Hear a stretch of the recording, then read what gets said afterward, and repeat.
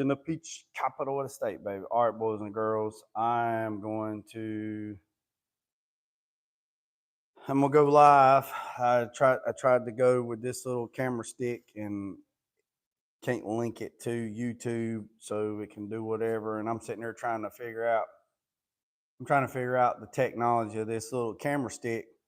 It has gestures where I can I can program. It has default gestures like this and the hand sign, and I think there's another sign you can do. Like if I done this, the camera would cut off. If I do this, the camera would come back on.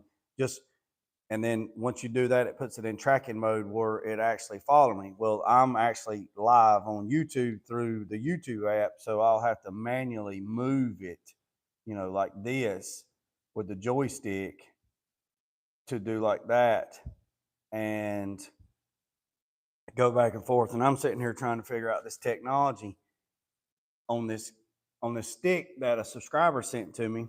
And the western part of North Carolina has no technology. If nobody has seen what's happened to the western part of North Carolina and the mountains, the Asheville and Chimney Rock and all that place, it is basically nothing. It's a ghost town. There's really, it's not a ghost town, but it looks like, from the Gulf of Mexico, from the Gulf of Florida all the way up, Georgia, Florida, North Carolina, South Carolina, Tennessee, all got affected by the hurricane, right? But the North Carolina mountains got really affected. All that water rushing down hit all those dams. They said, the Tennessee Authority said that the dam was producing 86,000 gallons of water per second. 86,000 gallons of water per second. That's how much water was coming through those gates. Lake Lurie Dam was potentially to fail. They said it didn't fail. There's other dams that are critical. They're watching them, and the thing about it is the water is still coming. And what's happening next week? I think between the 4th and the 6th, there's another hurricane developing in the Gulf of Florida and Mexico down there that's coming up, and it's heading exactly the same path. It's coming the exact same way, and it's going to go the exact same way. The same track. It looks like the same track, and it's going to head the same way. And I'm telling you right now, boys and girls, that area, that Helen, that hurricane that came through a few days ago, cannot take any more water. Can't. The lakes and rivers are up here, and I'm in Montgomery County in North Carolina, so I'm about 3 hours east of the mountains. So if there's anything, I'm not going to get religious. I'm not going to get biblical. I'm not going to get politics. I'm not going to do that, because that is the fastest way to lose somebody, is once you start talking about religion. When you start talking about politics, people going just like that, because people believe what they believe, and most people are, they stuck and they don't change their ways. They're not open, whatever. So there's no sense in getting into it. I don't talk religion. I don't talk politics. I don't care. I don't. It doesn't bother me. You can believe whatever you want to believe, but I'll tell you this: you better believe that the part of North Carolina and all the other places, but the western part of North Carolina, if you look at pictures the day before Chimney Rock, and there's a whole city there, and then after this storm goes through, there is nothing there. It looks like a creek bottom that I would hunt. There's nothing there but sandy banks and trees. That's it. It's gone. This hurricane, the power of water, I don't care what you believe in, the power of water just come through and just washed away Asheville, the whole place, back to the 1800s. I mean, literally, it's just gone. The whole city of Chimney Rock is floating in Lake Lurie. The whole city. So there's some pictures on Facebook that Facebook flagged and said it was AI, that it wasn't real. I mean, dude, it was real. So we're not going to get into that. Yeah, prayers for everyone. So there's a list floating around. I'm sure everybody's seen it. You know, the Army Corps engineers are coming, FEMA's coming. There's a lot of volunteers coming, but I'm telling you, that's not enough. That's not enough. That's not enough. It's not enough. It took 18 years to build back New Orleans when Katrina hit, and it's still not 100%. And if people didn't know this, 40%, I'm a numbers guy, 40% of the population of New Orleans never went back to New Orleans. 40% of the population never returned. Wet Dog Glass is one of them. They're here in Montgomery County. They got relocated here when Katrina hit, and they just stayed here. So 40% of the population left, right? Here's another thing. There's people in the western part of North Carolina that are stuck. They can't go nowhere. They have no power, no water, no cell phone service, no radio, no CB, no ham radio, no nothing. I saw a thread on the site saying no federal help has even come for anyone yet. Come where? To the western part of North Carolina or to New Orleans? Yeah, I know in the western part of North Carolina, there is no cell phone service. There's no cell phone services. There's no water. There's no communication. There's no power. There's no nothing. There's no nothing. What little service that you can get out? I got friends that's already left the first part of this week. They're hauling equipment. They said there's one cell phone tower that you can bounce off, and then once you drop down, it's over with. There's nothing. There's no service. It says your phone actually goes into SOS mode, which is a mode that iPhones go into once they drop off or whatever.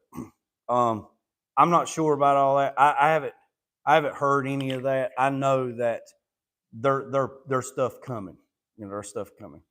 Like I say, I'm not getting into politics, not getting into religion, not getting into federal. I'm just getting into human beings, as us as human beings. There's a list floating around on reputable sites what they need: baby wipes, water, food, and if you can help anybody, go to a fire station, go to a reputable church, go to a police department, go to places that are reputable in the community, wherever you're at. And I got 1,500 subscribers on here, and I appreciate every one of you. I just got up this morning, and Annex, the thing hit and said that I'm at 1,500 subscribers, and I appreciate every single one of you. So I'm asking, if you're able, and there's 1,500 people on this page right now, which I greatly appreciate every single one of you. If there's 1,500 people on there, and everybody goes buys a case of water, and just donates it to a church that you know that's sending stuff, or the police department, or the fire department, or anywhere. If you're in Georgia, do it in Georgia. Do it in Georgia. If you're in Florida, do it in Florida. I know the governor of Florida, and I know I think the governor of Georgia, said that they've been hit hard, but look at western part of North Carolina. It looks like a war zone. And it does. I mean, it literally, if you look at the Chimney Rock, there are pictures. I have pictures. I'll put them in my community post. There's pictures of Chimney Rock. I've been to Chimney Rock many, many times. It's like a little town. You see the pictures before, and then you see the pictures after. There's nothing. It's just dirt. There's nothing. The whole city's gone. So the power of water is unfathomable. It's unfathomable how strong water is. Again, I don't care what you believe in. That's not what this is about. This is about helping folks. So I know a bunch of trailers. I know there's a lot of people around here. There's trailer setting. I know at Iron Star Fitness in Star, North Carolina. It's owned by Brandon Russell, and he's got a big box truck there. And I know there's people putting into that. I know at Cornerstone Baptist Church, I think it's over at 303 Lambert Road in Bisco. They have a trailer over there that they're loading up. I know there's one at I know there's one at I know there's one at Mount Carmel Church in Troy. I know over in Matt Gilead there is a produce place over there. I can't think the name of it. I know they have a trailer. I know there's a trailer at Walmart in Bisco, which is store 2908. They have a trailer there that's getting loaded. It's a company. It's not Walmart. It's a company. I think it's a home improvement company. They're loading their trailer up. There is another trailer. I think there's one down at Tractor Supply. I'm not sure. There's one down there. If you're donating to something, I know there's one at the fire stations. I know there's one at the police department. I know they're taking stuff. If you're donating stuff, right? That dam did a hell of a lot of damage. That shit needs to be. So I know there's a lot of places taking stuff, but let's look at the bad side of it, right? What's the bad side, Jake? The bad side is there are a lot of scammers out there, okay? There's a lot of scammers. So you have to be careful. And it's sad that, you have to be weary of scammers, okay? Let's just to be honest, it's the way of life, you see vultures all the time. So you just got to be weary of those. So when you're donating to something, make sure it's reputable. Make sure it's what it is. I seen yesterday there's so many GoFundMe pages that's been popping up on Facebook. So many, and some people that I know, personally know, which are good folks. But then there's some that's popped over because, just make sure wherever you're drawn to put your time, your monies, your goods or whatever, make sure that it's a reputable place so it's going to where it's going. That's all I asked. To be safe. You know what I mean? That's all. I know my buddy, and he's probably gonna be mad. Sanders, Minis Excavate Service. I know he loaded up yesterday to haul up bulldozers, skid steers, mini X's, and fuel to go as far as he could go to get to where he needs to go to start helping, because the state of North Carolina, FEMA, the government, and Army Corps of Engineers can't do it all. They can't. So if you have equipment, and I'm sure there's channels that you're supposed to get with or whatever, but if you have equipment and you can fathom to send a skid steer or or if you can send somebody to run a piece of equipment to help clean these roads, these passages, to get what they can get, you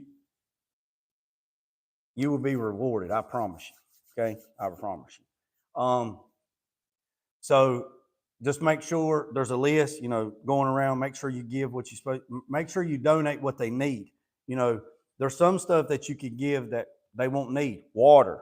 I know the mayor of Asheville. She got online last night and she said water, food, and baby wipes and medicine. That's like the top four thing. You got to think about it. I'm not going to say the number because I don't want to be held accountable for the number that I'd say, but there was a number. I know on news outlets like Channel 2, Channel 8, Channel 12, Channel 9, they said there was up to 100 people that's lost their lives as of now. But there is an uncountable number of missing people. They said a number, but I'm not going to say that number because I don't want to say, well, Jeremy down there at JG Innovation Garage said there was this many people missing. I'm not saying that.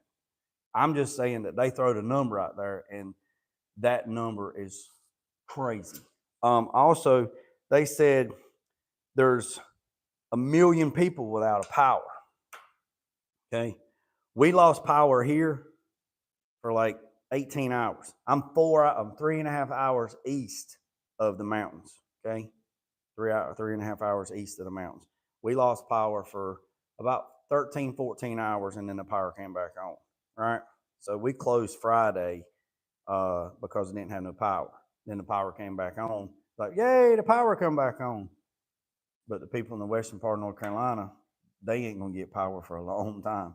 So also, Sanders Fencing Company and Farms is loading up livestock supplies. And you wouldn't think about that. You think about what we need as humans. But also you got to understand there's farmers up there that have livestock, they've got cattle, they got all this stuff, and they don't have anything to feed their livestock. So their livestock has nothing. So not only did their livelihood get washed away, everything, their belongings got washed away. There's some of them up there that still have livestock that have nothing, they don't have anything to feed them, right? So they're loading up stuff this week, and so I'm going to drive. They're getting everything together, and we're going to be like Smokey and the Bandit, man, convoy headed west, down and out, hauling supplies for livestock and fuel, diesel fuel, hay, whatever they're going to load on the trailers. Jay's going to drive. They asked me last night, "You got your CDL license?" I said, "At this point, does it really matter?" At this point, does it really matter? Let's get it. Let's get after it. So, I'm like I said, I'm going to read something to you, and you take it for what it's worth. And I'm just going to read something to you, and then I'm going to go. And again, not getting biblical, not getting religion on you. Just going to read you something that has been written. Okay. All right. So I don't know how many people on here remember JFK Kennedy. All right. So I'm going to read this to you. It says, for many years following the assassination of the President John F. Kennedy, people would ask one another, where were you when Kennedy was killed? Now, another date or an event has replaced all others in modern era as a subject of where were you? Discussion, September 11th, 2001. Now, I'm not comparing that to that. I'm just telling you. Discussion, September 11th, 2001. More than other event in our days, the attack on New York and Washington, D.C. has redefined life for most people, and many people have come to fear that definition. All right. Other than the silver lining in this dark cloud of tragedy that people are asking the question for which only has the answers. What is our world coming to? Why do people do such things? What can we do to keep terror at bay? The answer is, it says, the only way the world will change is the same way the individuals are changed from the inside out. So what that means to me, is the only way we can change is we have to change ourselves, before we can change something else. That goes back to what I say at the end of my videos. Don't worry about the man up the road. Don't worry about the man down the road. Sweep off your own front porch without sweeping off anybody else's, right? Well, my porch is clean, okay? My porch is clean. But my neighbors in the west, their porches are gone. Their porches are gone. So I find it, to change from the inside out. I feel that I need to do something to help my neighbor to the west of me. He has no porch. He's not worried about sweeping off his porch. You don't have a porch to sweep off. My porch is clean. So in my heart, I think that I should do something to help my neighbor to the west. And if you feel the same way, have at it. There's something else that bothers me too.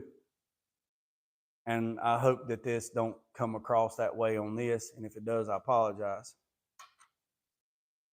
Helping folks, if you truly help folks, right?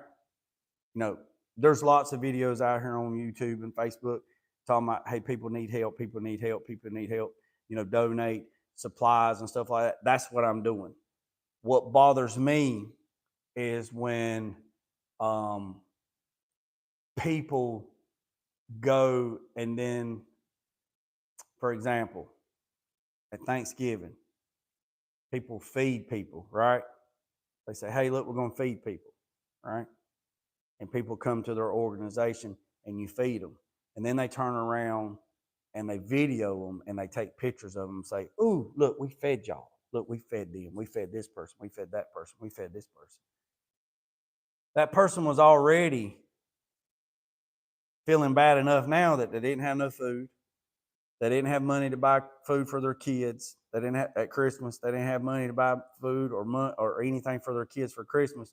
And here you are blasting them on social media, taking their pictures, doing a photo op, going, look, we bought all these kids Christmas because they couldn't. See, that's wrong. See, you're patting yourself on the back. You should just say, hey, look, we're feeding everybody. Send a message out. We're feeding everybody in the community. And if you want to come eat, come eat. And then if you want to take a picture of the food, take a picture of the food with no people. Just take a picture of the food. No pictures of people eating. And then when it's all over, take a picture of all the empty plates and all the empty bowls and all the trash and all the food being eaten and say, we did a good thing today. A lot of people came and fed. Everybody went home with their bellies full. Don't post a person's picture on Facebook. Don't put them on social media. Don't try to boast yourself up off of their tragedy. That is what burns Jay up. That's what burns me up. You're gonna do good, do good.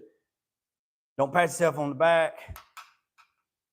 And somebody's probably say, well, ain't that what you're doing right now? No, my friend didn't ask me to tell his name. And he's probably gonna be mad. You know. I'm just telling you, if you got anything you want to haul west, we haul it. And we feed people, and when they feed them and take them this and take that and take that, we're not going to take pictures and say, look here, Billy Bob didn't have no food to feed his cows and we brought him hay. Look at me. That's not what I'm saying. I'm saying let's load up, let's go up there, let's dump everything out, and then come all the way back and do it again. You know, you don't need to boast yourself up. Nothing worse than virtue.